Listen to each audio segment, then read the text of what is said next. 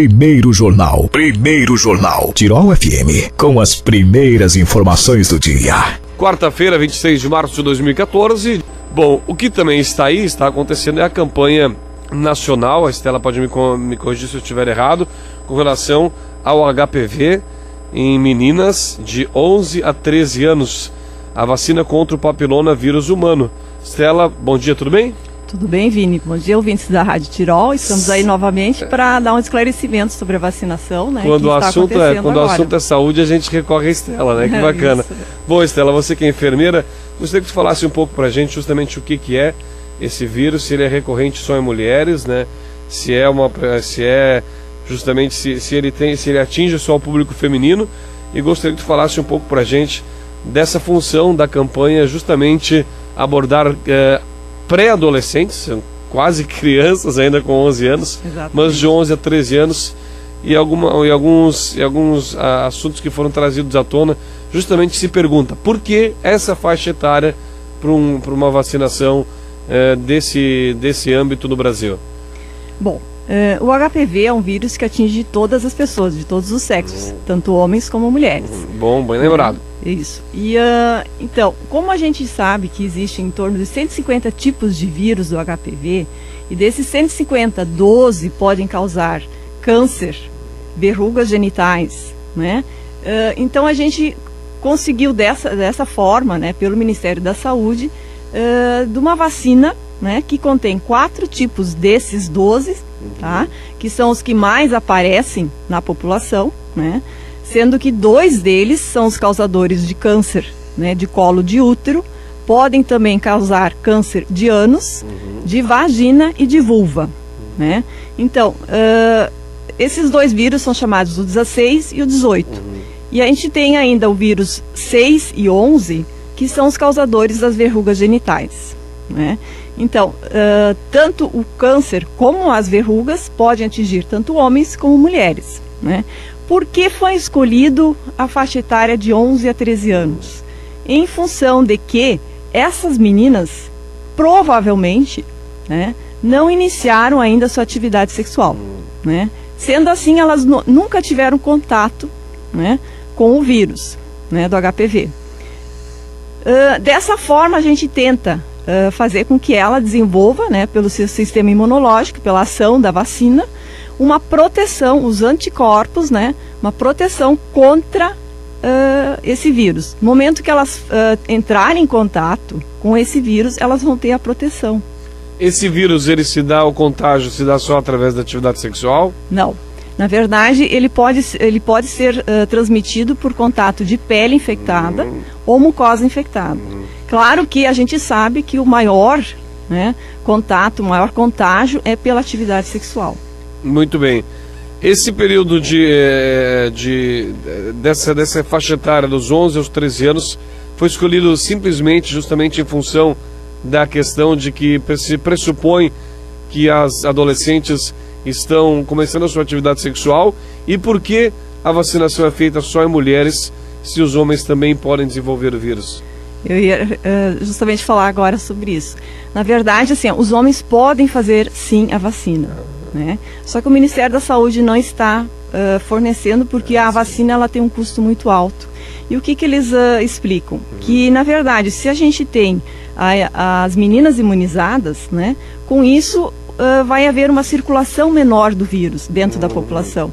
E aí, consequentemente, os homens estariam sendo mais protegidos também, né? Quer dizer, se o vírus não está circulando, né, tem menos pessoas infectadas, então existe menos transmissão. Menos transmissão significa, então, que mais pessoas vão estar protegidas contra o vírus, mesmo não estando vacinadas, né? Proteção, como a gente tem tanto camisinha, também segue sendo importante, também é importante para o combate da disseminação do vírus? Na verdade, assim, existe, a gente sempre passou por todas as escolas no início do mês, Vini, falando e explicando isso para essas meninas que iam ser vacinadas, né? Então não adianta só fazer a vacina, né? Tem que continuar usando preservativo, diminuir o número de parceiros, isso é uma coisa que eu bati bastante com elas. Não iniciar atividade sexual tão cedo na vida, né? Tentar no mínimo esperar até depois dos 16 ou 18 anos, quando elas vão ter uma maturidade do organismo dela e também uma maturidade psicológica, né? Um amadurecimento maior para iniciar a atividade sexual, né? E também a vacina, no caso, né? Que então agora vem para ajudar a diminuir a transmissão. Bacana, sem dúvida nenhuma. É difícil de conscientizar os pais, alguns mais conservadores, de que não significa que se a vacinação é dos 11 aos 13 anos, não significa dizer que aquela pessoa, aquelas adolescentes e pré-adolescentes que estão sendo vacinadas já tenham uma atividade sexual desenvolvida. É uma prerrogativa porque se supõe, mas não significa afirmar isso, né? Não, com certeza, a gente, tanto que nem eu te disse, né? Eu incentivei para que elas não iniciassem tão cedo a sua atividade sexual, né?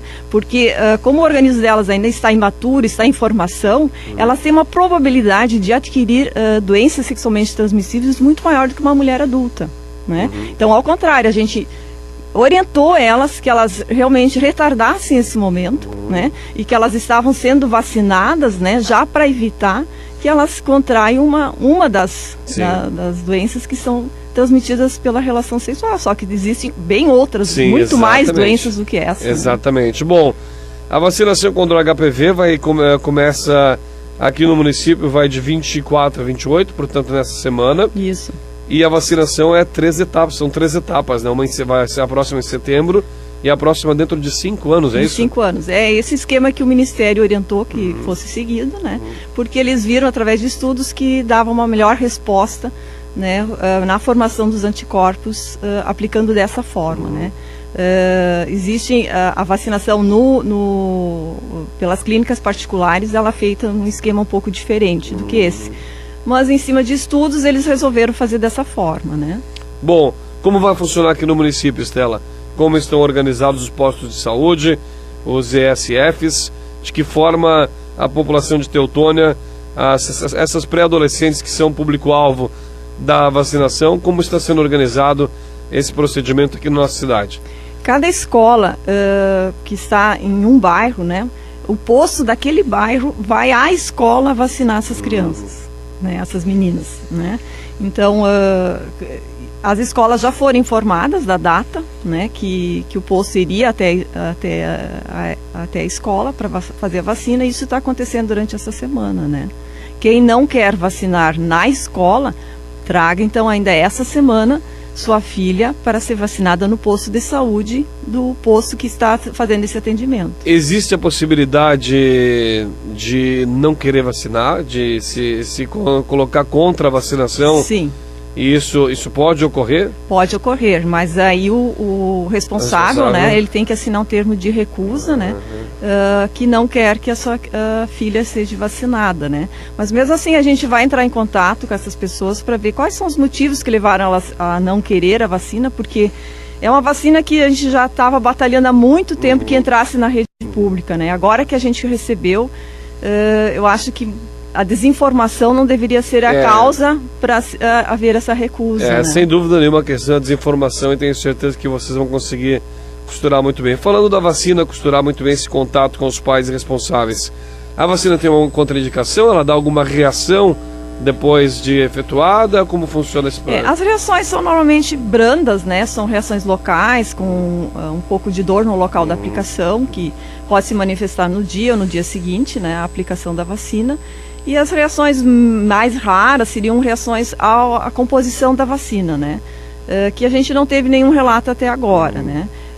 Algumas meninas podem até se sentir um pouco mal, né? Em função do medo de fazer a vacina, né? Então a gente já tem esse olhar, já observa ela, se a gente vê que ela não está se sentindo bem, a gente deixa ela sentadinha, aguardando um tempo até que passe aquele mal-estar. Mas pessoas... isso é muito em função do medo, né? Então, a síndrome do jaleco, da agulha também tem, né? Faz parte. Bom, Estela, então vamos refazer essa data importante. Aqui em Teutônia, Os postos de saúde dos bairros vão estar indo nas escolas. Isso. De 24 a 28. Essa semana, portanto. Essa semana estamos nas escolas, já iniciamos a segunda-feira no Colégio Teutônia, e assim está sendo, cada dia tem uma escola que está sendo contemplada. Segundo o número, são cerca de 600 meninas. 611 meninas, 611. Mas esse número pode aumentar porque a gente tem muitas meninas nas escolas de outros municípios, né? Sim, sim. Então, até o final, se for necessário pegar mais vacinas, nós iremos pegar, né? Muito bem. Só para ter ideia, tu falavas antes do custo dessa vacina, né? A gente tem um dado aqui, a vacina do HPV era somente comercializada no Brasil. Desde 2006, clínicas particulares disponibilizavam 3 doses ao valor de R$1.000. Ou seja, é um investimento do governo também em possibilitar, como tu disseste, vocês brigavam tanto para que ela fosse para a rede pública, então que ela possa ser também utilizada para prevenção acima de tudo. É isso, Estela. Muito obrigado pela sua participação. Como está a Liga Feminina de Combate ao Câncer de Teutônia? Vai ter ou já teve a sua Assembleia? Agora é dia 31. Vai ser dia 31. Às 19 horas, a primeira chamada às 18, a segunda às 8h30 e a última chamada às 19. Isso. Onde vamos ter, então, a prestação de contas, relatório de atividades e a nova eleição. Muito bem, nós estamos divulgando aqui, eu só não me recordava se já tinha acontecido ou se iria acontecer ainda, então acontece nos próximos dias. Muito obrigado pela sua participação aqui conosco mais uma vez. Tenha um bom dia e é sempre muito bem-vinda aqui aos nossos estúdios. Muito obrigada, Vini.